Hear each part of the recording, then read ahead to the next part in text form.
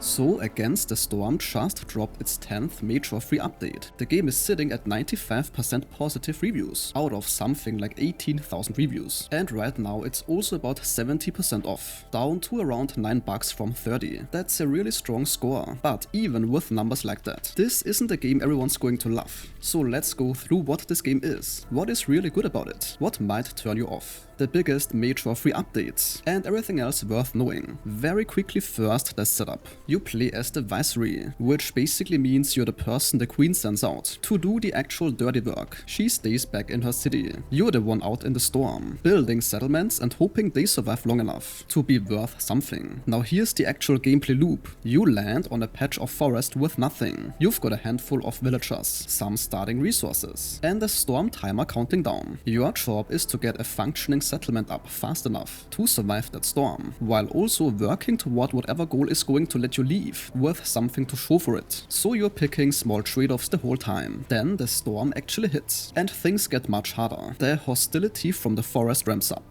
and you're simply trying to hold everything together until it passes. Eventually, you either finish what you came for and move on, or the settlement fails and you pack up anyway. Either way, whatever you earned carries forward to the next attempt, so a bad run isn't wasted. This very back and forth between short bursts of chaos and the short burst of calmness is really what makes you want to start one more settlement, so it has that satisfying loop. But of course, the other big part of what makes this feel different is the actual population, because you've got humans, beavers, lizards, foxes and harpies all showing up over time, and each group wants different food, different housing, different stuff to keep them happy. And believe me when I say, keeping everyone content here really does turn into its own little puzzle, especially when you don't have the workers or buildings to cover every group's needs at once. Now, what you should know before jumping in. This isn't a relaxing, cozy town builder, even though it might look like one aesthetically, because underneath the art style is a fairly tense management game. You're watching tons of resources, food, fuel, morale, and a patience meter that's basically the queen breathing down your neck. On higher difficulties, you'll be pausing a lot, checking what is actually being produced, moving workers around, and sometimes simply accepting that a plan isn't working. Also quite important, there's a decent amount of randomness in what buildings and resources you get access to each run, so you definitely can't always build the exact same setup that you perhaps had in mind. But still, after you advance your settlement, you gain access to a wildcard choice. This essentially allows you to pick from a wider pool of blueprints, so you can fill specific gaps. So you can see the roguelite design now. This can feel a bit frustrating if you like having full control, and since you're always leaving settlements behind eventually,